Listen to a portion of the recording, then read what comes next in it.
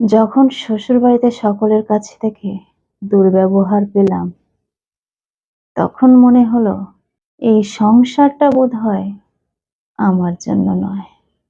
তাই কাউকে না জানিয়ে একদিন ভোরবেলা বেরিয়ে এলাম। জানি আমি বাবার কাছে গেলে ঠাঁই পাবো। বাড়িতে আমার বাবা ছাড়া আর কেউ নেই। আমার বাবা আমাকে দেখে শুনে ভালো বাড়িতে বিয়ে দিয়েছিল। কিন্তু বিয়ে হয়ে চলে আসার সময় আমার বাবা আমাকে বলেছিল, মা, তোর কদর যদি ওরা কেউ না দিতে পারে কোনোদিন, কোনোদিন যদি তোর মনে হয় ওই বাড়িতে তুই আর থাকতে পারবি না, তাহলে সেই দিন তুই কিন্তু আমার কাছে আসার কথা ভুলবি না। তোর বাবা যতদিন বেঁচে থাকবে তোর থাকার অভাব হবে না। আর তোর বাবা যেদিন চলে যাবে সবকিছুই তো তোর। ভালোবাসা দিয়েও যদি ভালোবাসা না পাস, কারোর কাছ থেকে যদি বড় রকমের ধাক্কা পাস, তাহলে নিজের জীবনটা শেষ করে দেওয়ার কথা কখনো ভাববি না। তুই আমার কাছেই চলে আসবি, কারণ তুই ছাড়া আমার আর কেউ নেই। বাড়ি থেকে বেরিয়ে আসার পর বাবার এই কথাগুলো আমার বারবার মনে পড়ছিল। কিন্তু আমার ইচ্ছে ছিল না বাবার কাছে যাওয়ার। শ্বশুর বাড়ি থেকে রাগ করে বাপের বাড়ি যাওয়াটা আমার ঠিক পছন্দের নয়। আমার বিয়ে হয়েছে প্রায় 4 বছর হলো, তবু আমি এখনো কারোর প্রিয়জন হতে পারিনি। সকলের প্রয়োজন হয়েই রয়ে গেলাম। মাঝে মধ্যে আমার এটাও মনে হতো নিজেকে শেষ করে দিই, কিন্তু বাবার কথাগুলো তখন মনে পড়তো। তাই নিজেকে শেষ না করে দিয়ে বাড়ি থেকে বেরিয়ে এলাম। ঠিক করলাম বাবার কাছেই যাব। সেই মতো গিয়ে পৌঁছলাম। দেখলাম বাবা বিছানায় শুয়ে আছে। বাবাকে অনেকবার ডাকলাম, বাবা কোনো রকমের সাড়া দিল। আমি ভিতরে গিয়ে দেখি আমার বাবা কাঁথা মুড়ি দিয়ে শুয়ে আছে। জিজ্ঞেস করলাম, বাবা তুমি এত বেলা পর্যন্ত তো শুয়ে থাকো না, তুমি কি ব্যাপার এত বেলা পর্যন্ত শুয়ে আছো? বাবা বলল, আমার খুব শরীর খারাপ রে মা, গায়ে হাত দিয়ে দেখ। বাবার গায়ে হাত দিয়ে দেখলাম খুব জ্বর। তাই আমার সন্দেহ হয়েছিল প্রথমেই, যখন দেখলাম কাঁথা মুড়ি দিয়ে শুয়ে আছে।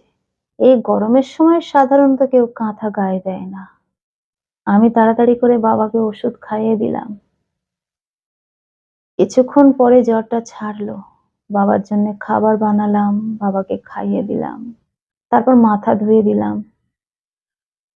বাবা যেন একটু সুস্থ বোধ করছে। আমাকে বলল, তুই এত সকাল সকাল এখানে এলি, আমাকে তো কোনো খবর দিলি না মা। আমি বললাম, বাবা ওই বাড়ি থেকে আমি চলে এসেছি। বাবা বলল, সে কি রে মা, কেন? আমি বললাম, আর নেওয়া যাচ্ছে না বাবা। ওদের একের পর এক মানসিক টর্চার আমি আর নিতে পারছিলাম না। যা কিছু হয় সব কিছুর দায় আমার ঘাড়ে চাপে। বিয়ের প্রথম 2 মাস কাটতে না কাটতেই এরকম শুরু হয়ে গেছিল গো বাবা। তোমাকে আমি বলিনি, কষ্ট পাবে বলে। বাবা বলল, বিয়ের 2 মাস পর থেকে? আর আজ 3-4 বছর হতে যায় তোর বিয়ে হয়েছে, এতদিন পর্যন্ত তুই আমার কাছে গোপন করেছিলি? আমি বললাম, হ্যাঁ বাবা, ভেবেছিলাম সব ঠিক হয়ে যাবে। সংসার করতে যে ভীষণ ভালোবাসি বাবা। সংসারটা আমার কাছে খুব প্রিয়। সংসার করতে চেয়েছিলাম, সংসারে থাকতে চেয়েছিলাম, সবাইকে ভালোবাসা দিয়ে ভোলাতে চেয়েছিলাম। কিন্তু ওরা ভালোবাসায় ভোলবার পাত্র নয় গো বাবা। বাবা বলল, "বেশ করেছিস মা। থাক এখানে দিন কতক। দেখা যাক না ওই বাড়ি থেকে কোনো খবর আসে কি। সবে তো আজকে এলি, তাই জন্য হয়তো এখনো ফোন করেনি।" আমি বললাম, "ওরা আর ফোন করবেও না। তোমার জামাই তো সবসময় বলে, আমি বাড়ি থেকে বেরোবো কবে। আর আমার শাশুড়ি মা, সে তো সবসময় আমার বিরুদ্ধে তার ছেলের কানে তুলতে থাকে। অফিস থেকে ঘরে ঢুকতে না ঢুকতেই শুরু হয়ে যায় নালিশ। তাই আমি ওই বাড়িতে থাকলাম কি না থাকলাম ওদের কিছু যায় আসে না।" বাবা বলল, "তুই যদি ওদের প্রিয়জনও না হোস, যদি প্রয়োজন হোস, তাহলে তো ফোন আসবেই।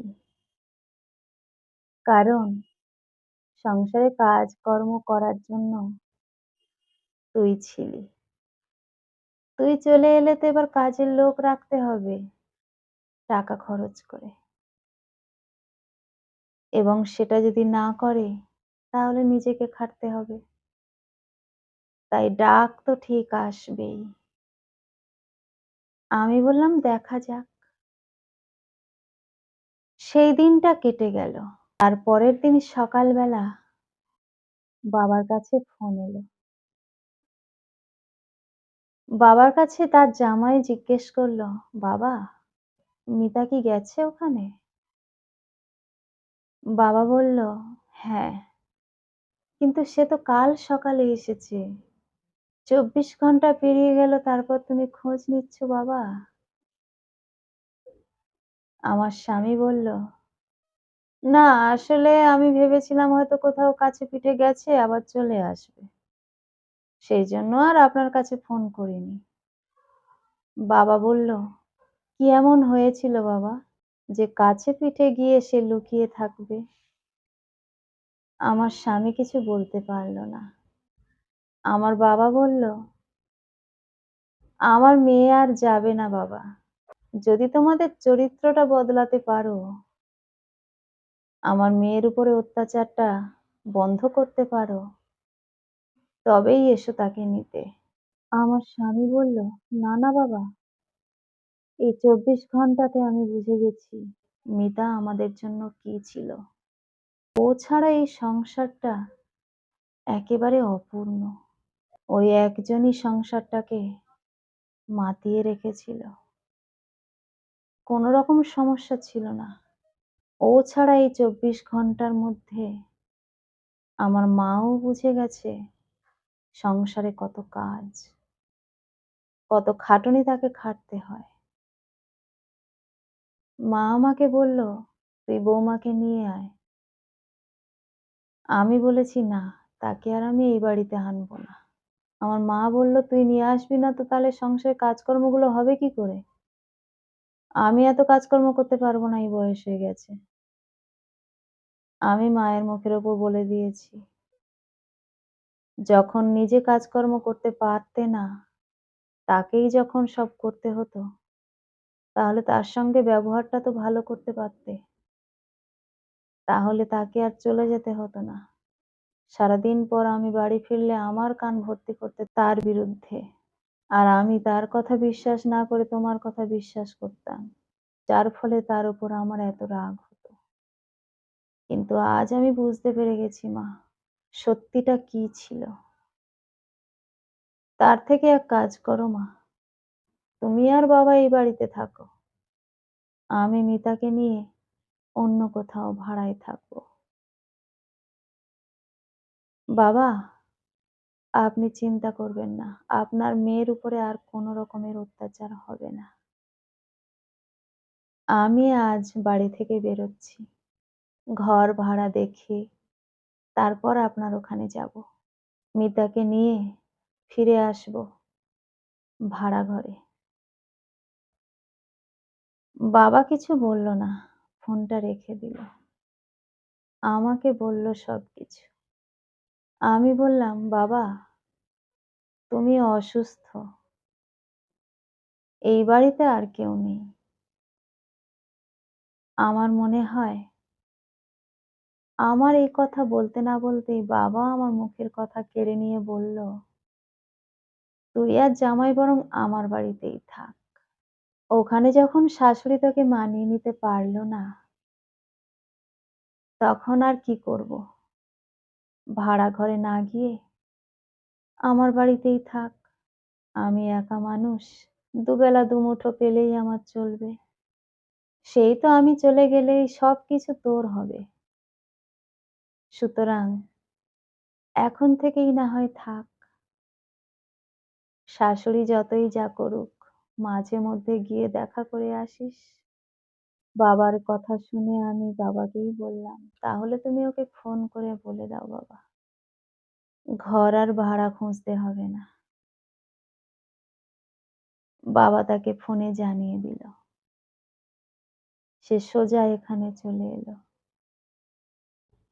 সেই দিন থেকে আমরা বাবার বাড়িতেই থাকি। কিন্তু আমি বুঝেছি আমার শাশুড়ি নিশ্চয়ই মনে মনে কষ্ট পেয়েছে।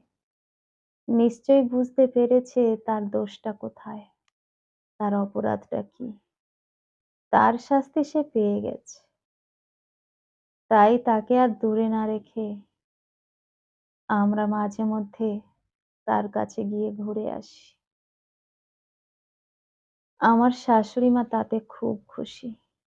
আমার শাশুড়ি মা আমার গায়ে মাথায় হাত বুলিয়ে বলেছিল, "বৌমা, তুমি যে আমার কথা ভেবে আবার আমার সঙ্গে দেখা করতে আসবে, সেটা আমি কল্পনাও করিনি।